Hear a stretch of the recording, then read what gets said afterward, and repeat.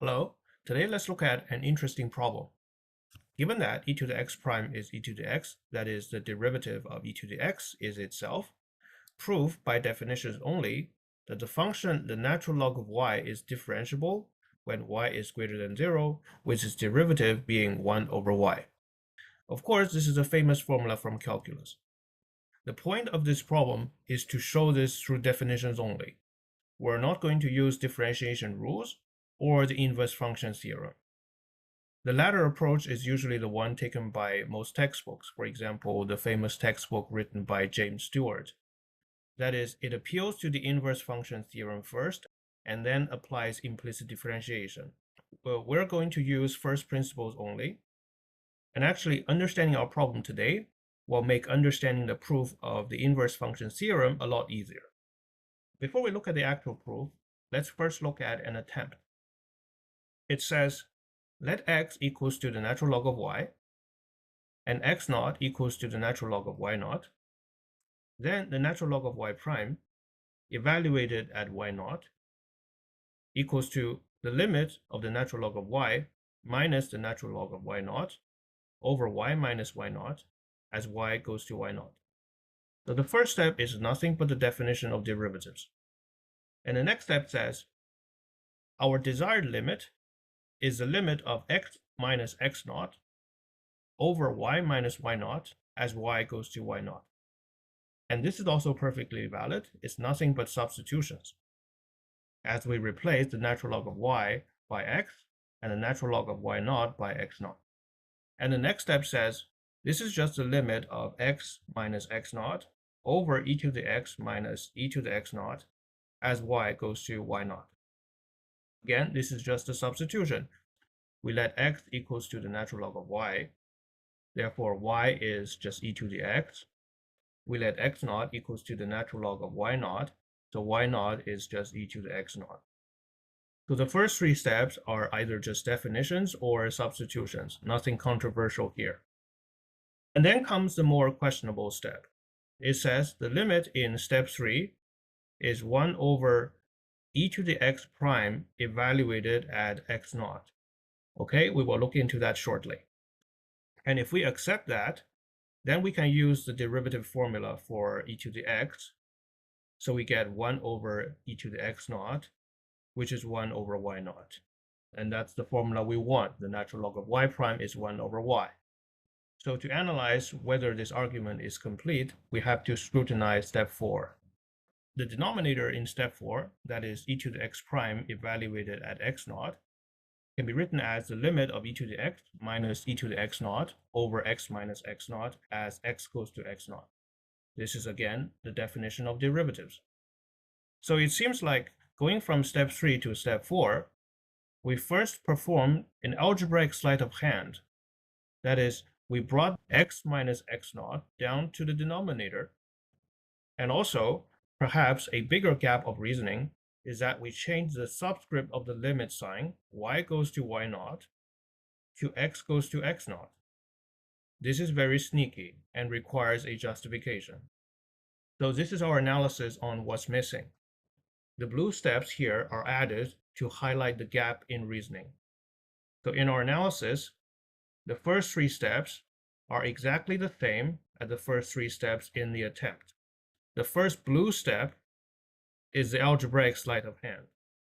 That is bringing down x minus x naught to the denominator. Again, this is justified. And the next step, we bring down the limit sign to the denominator. This requires a justification. When are we allowed to do this? It appears that we're using the quotient law for limits. A limit of a quotient is the quotient of limits. To do so, we will have to justify the limits on both the numerator and the denominator exist. And at this stage, there's no a priori reason that the limit on the denominator should exist. So we put a question mark here. This requires justification. We replace the subscript of the limit sign y goes to y naught to x goes to x naught. And this is perhaps the sneakiest gap in reasoning in the previous attempt. So this requires a justification as well. So if we can accept all of the blue steps, the rest can follow without controversy. And now we're ready to write the complete proof. Remember, we want to prove that the natural log of y is differentiable and its derivative is 1 over y. To start the proof, we write let y naught greater than 0. We need to show the limit the natural log of y minus the natural log of y naught divided by y minus y naught as y goes to y naught exists by the definition of derivatives. This is our goal. And next, we're going to introduce the substitutions just like in the attempt. Introducing substitutions x equals to the natural log of y and x naught equals to the natural log of y naught, we can rewrite the limit as the limit of x minus x naught over y minus y naught as y goes to y naught. And this is equal to x minus x naught divided by e to the x minus e to the x naught as y goes to y naught, which is equal to the limit of 1 over e to the x minus e to the x naught over x minus x naught as y goes to y naught. As we can see in this line of derivation, we did not change the subscript of the limit y goes to y naught. We're going to label this expression for the derivative as star. So if we go back to our analysis on what's missing, the expression star is all the way before the first question mark appears. So everything before the question mark requires no extra justification. They're either just definitions or a substitution or an algebraic trick. And at this point, it will be difficult and awkward to proceed forward because the next step, as in our analysis, requires the quotient law. And at this stage, we do not know the limit on the denominator exists. So to avoid this, we work our way backward instead, starting from 1 over y naught. What we can say at this stage of the proof is as follows. By the fact e to the x prime is e to the x, and the definition of derivatives, we have the following fact. 1 over y naught equals to 1 over e to the x naught. This is just substitution. And this is equal to 1 over e to the x prime evaluated at x naught, using the derivative formula for e to the x. And then, by the definition of derivatives, we can rewrite 1 over e to the x prime at x naught as 1 over the limit of e to the x minus e to the x naught divided by x minus x naught as x goes to x naught. We're going to label this equation as double star. And our next objective is to bridge the gap between star and double star, and in particular to justify the change in the limit subscript from y goes to y naught to x goes to x naught. For that, we will use a continuity argument. Since the function x equals to e to the y is a continuous function in y, x goes to x naught as y goes to y naught. Thus, we can write the limit of e to the x minus e to the x naught over x minus x naught as y goes to y naught is equal to the limit of the same expression as x goes to x naught. And in case there is still lingering suspicion of hand waving, we will provide an epsilon delta argument in the appendix, just to see that the swapping of the limit subscript really comes from the continuity. So at this point, we can rewrite the equation double star as 1 over y naught equals to 1 over the limit of e to the x minus e to the x naught divided by x minus x naught as y goes to y naught. This completes the change in the limit subscript. And now we can finally use the quotient law for limits because the limit on the denominator is shown to exist. So 1 over y naught is 1 over the limit of e to the x minus e to the x naught over x minus x naught as y goes to y naught is the limit of 1 over e to the x minus e to the x naught divided by x minus x naught as y goes to y naught. And this is exactly what we wanted in the beginning. Let's take a quick look. If we look back to equation star, we see that this is our final step. So now we have bridged the gap between equation star and double stars. At this point, the proof is pretty much completed. So we write combining star and double star yields the natural log of y prime evaluated at y naught is 1 over y naught. This proves that the natural log of y is differentiable at all y greater than 0, with the derivative being 1 over y. As promised in the appendix, we will now provide an epsilon delta proof for the swapping of the limit subscript, changing the y goes to y naught to x goes to x naught. So as usual for this kind of proofs, we start by writing let epsilon greater than 0. We start from the right-hand side of the goal.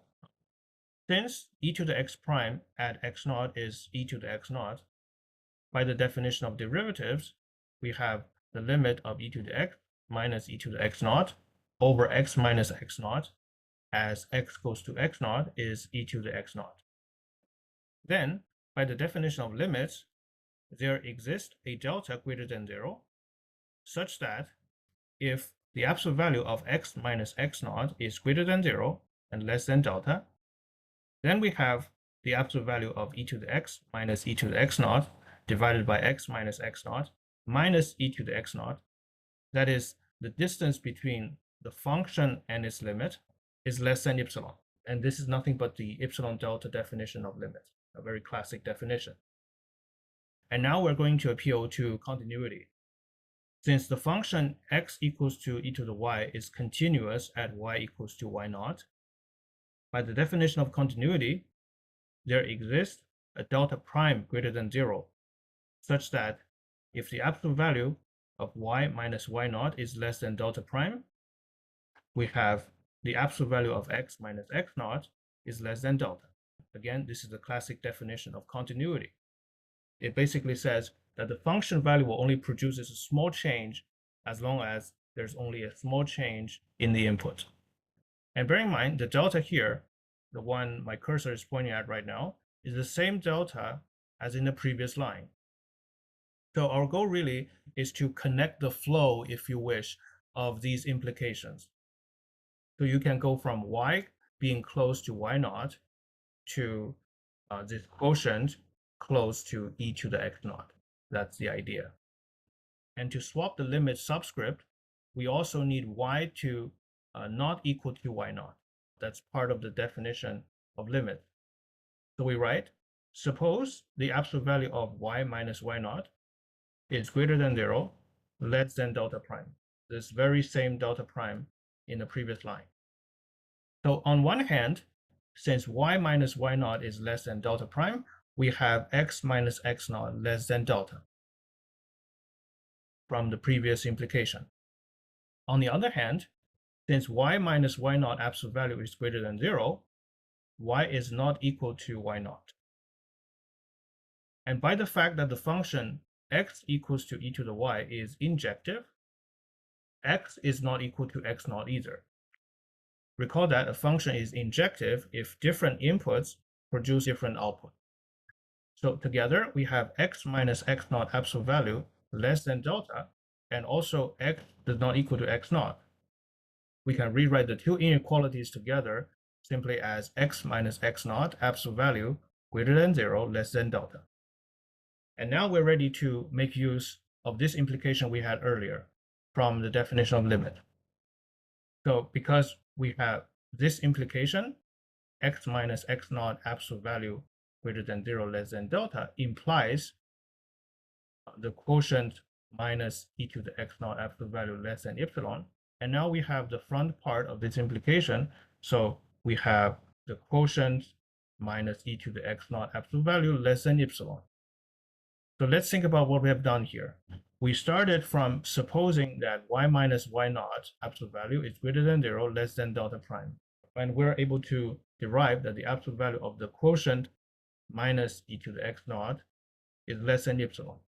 And this epsilon is arbitrary. We can make it as small as we like, as long as it is a positive real number.